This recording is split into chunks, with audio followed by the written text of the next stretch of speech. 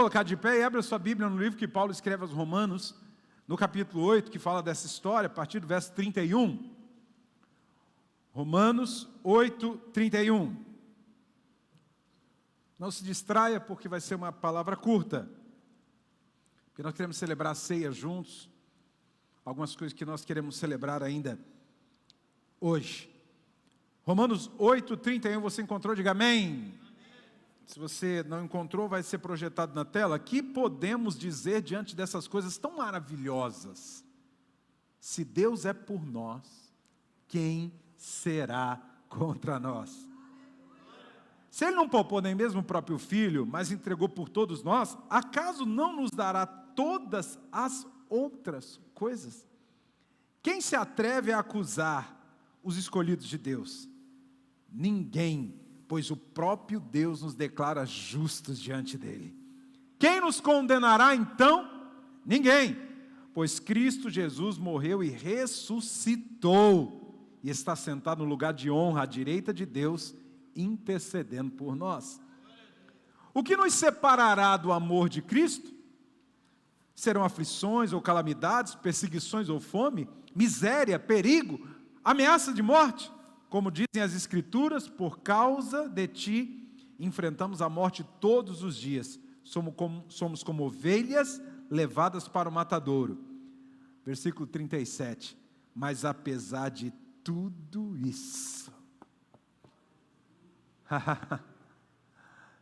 somos mais do que vencedores por meio daquele que nos amou. Aleluia! Apesar de tudo isso, pode aplaudir. Louvado seja o nome de Jesus. Apesar de tudo, nós somos mais do que? Somos mais que? Somos mais que? Aleluia! Louvado seja o nome de Jesus. Que o Senhor fale no nosso coração. Pode assentar-se. Sabe, irmãos, milhões de pessoas estavam há pouco tempo diante de um dispositivo eletrônico, seja um celular, o computador, a televisão, alguns vestidos de verde e amarelo, como nós estamos aqui, alguns acreditando até o final que o Brasil seria campeão. Mas uma coisa é certa, quando o juiz apitou o final do jogo, aí tinha dois grupos, os que estavam muito felizes e os que estavam muito tristes. A vida às vezes também parece que funciona assim, né? Porque tem dias que dá tudo certo. Já aconteceu com você? Parece que você acorda aquele dia, deu tudo certo. Mas tem dias que parece que tudo que você fez saiu errado. Parece que as coisas desmoronam, há tempestades que surgem. Há temporadas, inclusive, que vem promoção, que vem reconhecimento. Outras temporadas você ora e parece que Deus nem ouviu sua oração. Há domingos que o placar favorece, né? Há outros que, na verdade, parece que está exatamente contra você. Às vezes a gente até chega na igreja desse jeito, sabia? O placar está negativo, a empresa está negativa, o casamento não está legal, a saúde não está bem, as emoções estão abaladas. Aí Paulo vem com essa palavra aqui, ó. Mas em todas as coisas, nós somos mais do que vencedores. Mas em todas as coisas, nós somos mais do que vencedores. Mas espera um pouquinho, como assim? Como assim? Como assim? Como que alguém pode se declarar vitorioso, vencedor, quando perdeu? Como é que alguém pode dizer, eu venci, se eu estou sendo perseguido com espada? Olha o que está escrito lá. Se eu estou passando por uma série de tribulações na vida, como é que eu posso dizer que eu sou vencedor? Paulo está falando de uma vitória, irmãos, que o mundo não conhece.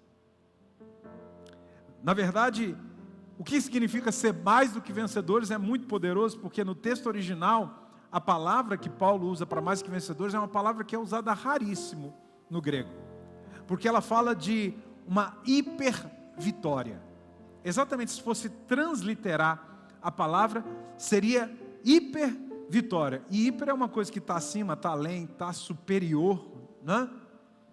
Paulo está dizendo assim, nós vencemos de uma maneira que ultrapassa completamente a ideia de uma vitória comum. É basicamente isso que ele está querendo dizer. A vitória que o Senhor nos dá ultrapassa a ideia da vitória que as pessoas conhecem. Aí surge uma pergunta: o que é ser mais do que vencedor? Vencedor já não estaria bom, não? Mas o que é ser mais do que vencedor? Porque o vencedor, ele ganha uma batalha. Mas o mais que vencedor, ele ganha até quando a batalha parece perdida. Que curioso isso, né? Porque olha o que Paulo vai falar, essa lista que ele faz, ó: tribulação, angústia, perseguição, fome, nudez, perigo, espada. E olha que ele não declara: depois que as coisas melhorarem, nós seremos vitoriosos. Ele está dizendo: enquanto isso está acontecendo, nós estamos vencendo. Enquanto isso está acontecendo, nós estamos vencendo. Aquilo que parece que estava dando errado, está dando certo, você não está nem percebendo. Deus está trabalhando exatamente na área que você mais pensou que Ele não estaria trabalhando. Aonde você achou que ia perder, Deus está trabalhando. Não é depois que tudo melhorar, é agora, nesse instante, com aquilo que você tem e aquilo que você está vendo. E olha, a Bíblia diz em todas as coisas. Quantas? Então diga para a pessoa que está do seu lado: está preocupado por quê?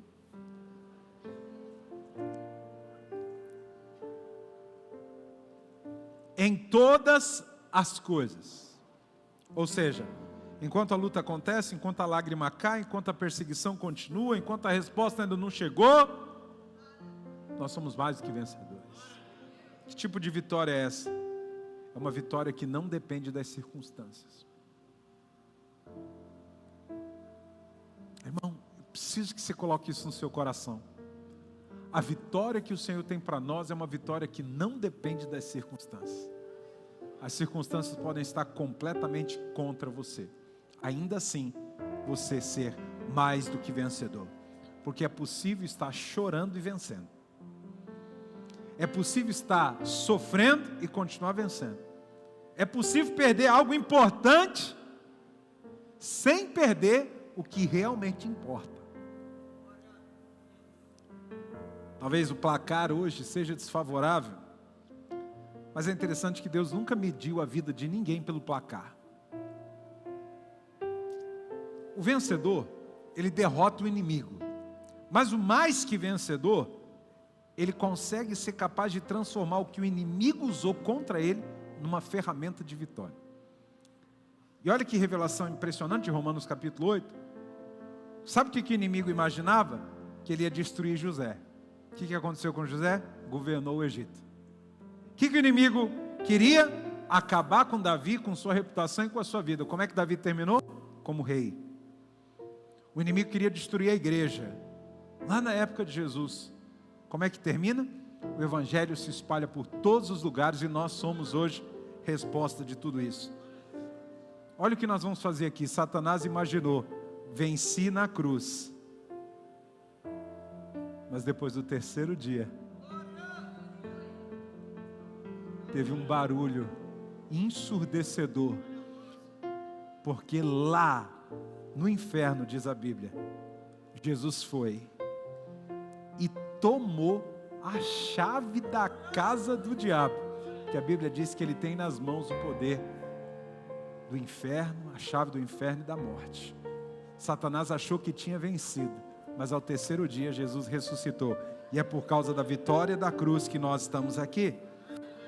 Ei, na cruz, a derrota do diabo foi definitiva. Nunca mais o diabo consegue ganhar de Jesus. Ele só consegue ganhar de quem dá brecha. Mas nunca mais ele consegue ganhar de Jesus. Você sabe qual a única forma que o diabo consegue fazer você perder? É quando você quebra o princípio. Porque o princípio, que às vezes parece uma prisão, na verdade é uma cerca de proteção. Tenta imaginar isso. Às vezes as pessoas olham para a palavra de Deus, para o Evangelho e para tudo que a Bíblia diz, nos chamando de religiosos, de fanáticos e tudo mais um pouco, e diz o seguinte, que, olha, vocês estão aprisionados, vocês estão bitolados. Mas os princípios da palavra de Deus, eles são como uma cerca que não permite que eu caia. Pular essa cerca faz com que eu caia no precipício. A única forma do diabo vencer na sua vida é fazendo você pular a cerca. É fazendo você quebrar o princípio. Porque são exatamente os princípios que te protegem. Então, entenda, é desse tipo de vitória que Romanos 8 está falando. Não é uma vitória que vence apenas o mal, mas é capaz de fazer o próprio mal servir aos propósitos de Deus. Deixa eu te contar uma história, faz tempo que eu não conto essa história, mas uma mulher estava na janela, muito crente, serva de Deus, passando dificuldade em casa, não tinha pão, não tinha leite, as crianças com fome, e ela está ali na janela orando, mas como sempre foi fervorosa, dava para escutar a oração dela, quem passava na rua, e ela dizendo: Senhor, eu não tenho pão, eu não tenho leite, as crianças estão com fome. E isso passa um homem, e ele escuta aquela oração, ele vai na padaria, ele compra pão, ele compra leite, e ela mal terminou a oração, aquele homem já está chegando com pão e com leite, entregando para ela, só está aqui para você, não era o que você precisava? E ela diz: glória a Deus. Aí diz: não, glória a Deus não, porque não foi Deus que te deu, foi o diabo, porque eu não sirvo a Deus não, eu sirvo ao diabo, falou para ela. Aí ela: glória a Deus, que usa até o diabo para suprir a necessidade dos seus filhos. Glória a Deus. Sabe, irmãos, a única forma da gente perder é se a gente quebra o princípio. Não quebra o princípio não, porque se você quebrou o princípio te quebra. Às vezes a gente fala aqui, todo culto tem gente falando sobre dinheiro, mas é para te lembrar de uma coisa: o dízimo é um princípio. Não quebra esse princípio, que ele te quebra. Estar na presença do Senhor é um princípio, ler a palavra de Deus é um princípio, orar é um princípio. Toda vez que você quebra esses princípios vão quebrar você. Então, irmãos, nós não somos vencedores porque tudo que está acontecendo na nossa vida é bom. Não, mas porque Deus é soberano. Deixa eu falar de novo, você não está celebrando hoje feliz, alegre da vida porque está tudo bem. Você está celebrando e alegre porque Deus é soberano. E a alegria do Senhor é a nossa força, porque é Deus que nos mantém até no meio do sofrimento. Sabe, o inimigo, ele pode até enviar problemas para você, porque o inimigo vive tentando causar problema, mas Deus sempre vai enviar propósito. Não esquece disso não. Daqui a pouco vai ter um vencedor da Copa e eles vão receber um troféu, uma taça, alguma coisa assim. Mas o mais que vencedor é diferente. Porque o troféu, são quantas pessoas de uma seleção que estão envolvidas? Alguém tem ideia? O Brasil foi com uma comitiva de quantos?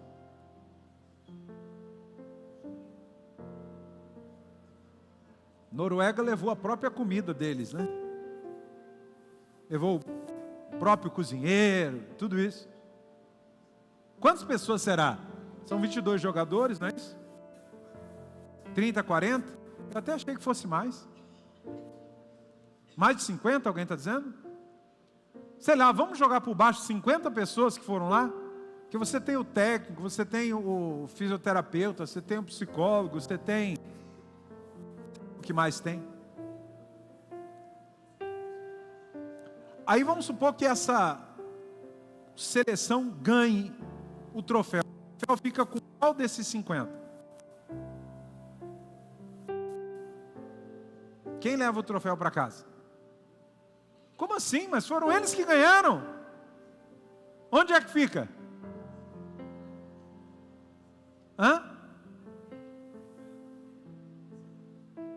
Eles combinam, cada dia fica na casa de um. Uma semana fica lá em casa. Haaland, na próxima semana, não sei se vai ser eles que vai ganhar, né? Na próxima é na tua casa. No outra, é assim? Eles estão lutando por um troféu que nem vai ficar na casa deles, mas eles vão ganhar um troféu. Só que o mais que vencedor, ele não ganha um troféu. O que ele ganha? Ele ganha uma nova identidade. Gente, isso é muito poderoso, porque a identidade diz quem você é. Certo? Interessante que semana retrasada, eu com uma tosse, a bispa com uma tosse, nós íamos viajar, e eu tinha um compromisso com idosos. Falei, gente, eu vou no médico, essa tosse não está querendo ir embora de jeito nenhum, mas eu estava muito bem, mas a bispa estava arriada. Falei, vamos para o médico. Senão você vai também? Eu falei, eu vou te levar. Não, mas você vai ter que fazer uma consulta também.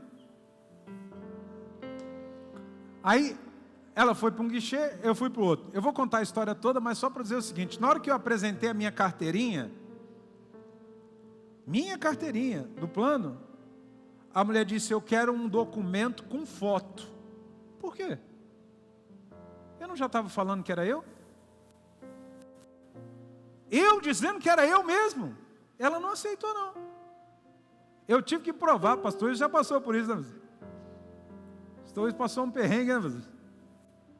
Eu mostrava a identidade dele, não é esse você não. Eu disse: ué, como assim, gente? Eu sou eu, a foto é minha, a identidade é minha, não sou eu? Bom, só para terminar essa história e voltar para a questão da identidade. Falei: amor, deu certo aí? Pediram raio-x, pediram isso, pediram aquilo. Eu disse: não pediram nada não, já estou aqui fora, já estou liberada. Eu falei: então, para mim que deu ruim, eu que estou ficando. Pediram exame de sangue, raio-x e não sei o que. Eu falei: gente, eu só fui levar ela. Não? Só porque eu não queria mostrar a identidade? Não, claro que não. Graças a Deus, era só alérgico. É alérgico, tem muito a ver com a rinite. Só quando você recebe uma nova identidade, essa identidade ela não muda conforme o resultado. O status de um time muda, mas você não, porque essa identidade não diz vocês serão vencedores, ela diz vocês são. Nós somos, faz parte daquilo que Deus nos colocou, já somos. Então a nossa identidade ela foi definida lá na cruz, não é? O mundo vai perguntar: e aí, quantas partidas você já venceu? Deus vai perguntar: a quem você pertence? De quem você é? Essa é a identidade do céu, né? O vencedor ele vai sempre ser lembrado porque ele conquistou, mas o mais que vencedor, ele vai ser lembrado pelo que ele enfrentou. Você já ouviu falar de um homem chamado Russell Shedd? Pastor Russell Shedd, quem ouviu falar desse homem? Já faz um tempo ele está no Senhor. Ele tinha algumas falas muito interessantes. Uma delas é que ele construiu uma ideia de que uma pessoa chega no céu totalmente quebrada, amputada, machucada, mas chegou no céu. Um dia alguém chegou para a filha dele e falou assim: como é que é ser o pai em casa? Ela disse assim: olha, meu pai é pecador porque a Bíblia diz que todo mundo é pecador, mas nunca que eu tenha visto ele pecar.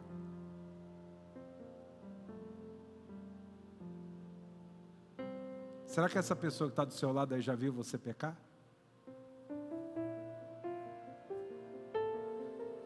Olha como é que alguém chega nesse nível, né?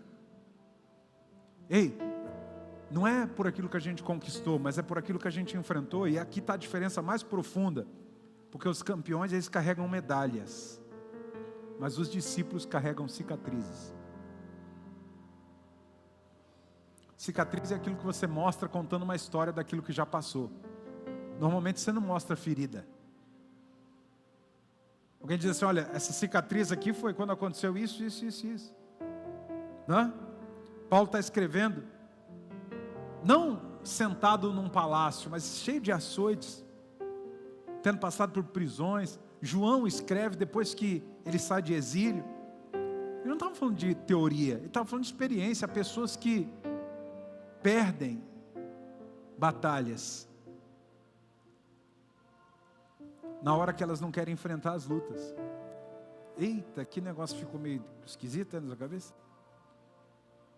Tem gente que perde na hora que não quer enfrentar a luta. Parece incoerente, mas é quando você enfrenta a luta que você se torna vencedor. E às vezes nem é a sua força, às vezes é muito mais a força de Deus do que a nossa. Então foi a prisão que amadureceu José, foi o deserto que formou Moisés, foi a caverna que preparou Davi, foi a cruz que revelou a glória de Jesus. Tem vitórias que mudam a situação. Tem vitórias que mudam a situação, mas existem sofrimentos que mudam a gente. O Espírito está me conduzindo para falar de novo o que eu falei de manhã aqui. Tem coisas que vêm na nossa vida para amolecer o nosso coração, porque o coração está duro. O coração está duro. Está duro. Hoje eu falei com uma irmã sobre isso, com a bispa também. Vocês sabiam que uma pessoa, depois dos 40 anos, ela tem maior chance de sobreviver a um infarto do que antes dos 40? Sabia disso? Já ouviu falar dessas coisas? Por causa da rigidez desse músculo aqui.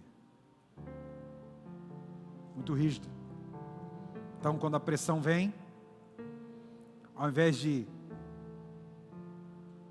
dar uma laceada, entendeu? Mas eu não estou falando de idade, eu estou falando de coração. Quantas vezes nós perdemos tantas coisas por ter um coração duro? Por ter um coração duro, quantas vezes nós perdemos? Coração endurecido. Às vezes Deus impõe algumas coisas sobre nós que nós não gostaríamos de passar, mas esses sofrimentos eles estão mudando a gente. Porque Deus sabe exatamente aquilo que a gente precisa. Não só aquilo que a gente quer. O vencedor aí da Copa do Mundo vai terminar com a taça, né? Mas louvado seja o nome do Senhor, que os mais que vencedores vão terminar nos braços do Pai.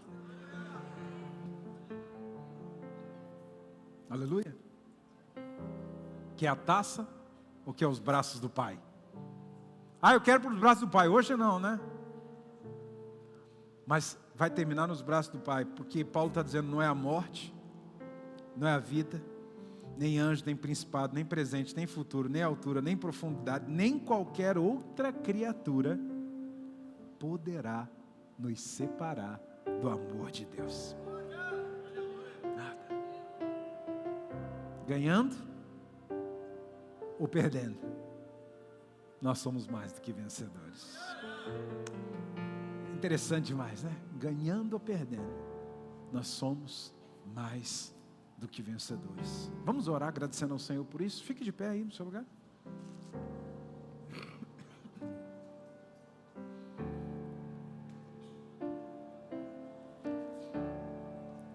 Nós já vamos orar.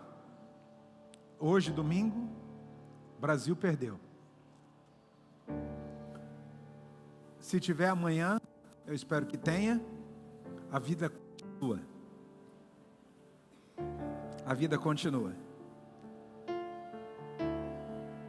Você vai encontrar gente falando mal da seleção, falando bem da Noruega.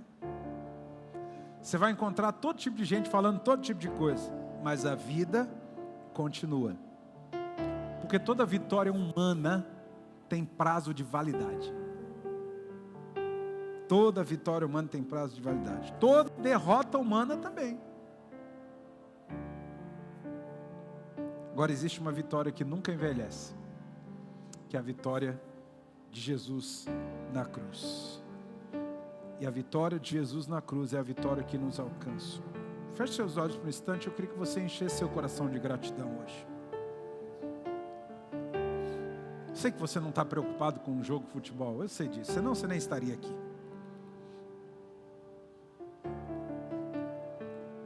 Sabe tudo aquilo que Jesus conquistou na cruz? Aquele cântico que até diz que é direito nosso, é nossa herança. Mas eu queria que você entendesse que Jesus não conquistou qualquer vida para você. Ele conquistou um vidão para você. Eu vim para que vocês tenham vida e tenham vida em abundância. Eu liberei uma palavra na quarta-feira aqui que esse segundo semestre é o segundo semestre de uma nova estação sobre a vida dessa igreja. Onde você nem terminou de colher, já vai ser tempo de plantar. E você nem terminou de plantar, você ainda vai estar colhendo as coisas grandes que o Senhor tem para você. Permita que o Senhor alinhe seu pensamento, alinhe seu coração agora com aquilo que Ele tem preparado para você. Obrigado, Senhor. Obrigado, Senhor. Obrigado, Senhor. A vitória que o Senhor nos deu nunca perde o valor, nunca poderá ser anulada, nunca precisará ser conquistada outra vez.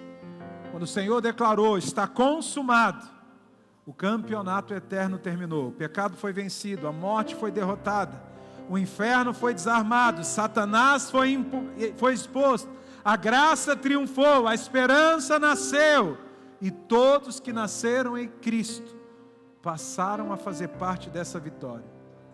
Não porque nunca sofreram, mas porque nenhuma dor pode apagar o que Cristo conquistou. Muito obrigado, Senhor, pela tua igreja. Obrigado pela vitória na cruz. Obrigado por tudo que o Senhor tem feito e vai continuar fazendo. Nós te adoramos, nós te bendizemos. Muito obrigado, porque vencendo, ganhando ou perdendo, nós somos mais do que vencedores em Cristo Jesus. Amém. Se você recebe isso, aplaude com força o nome de Jesus.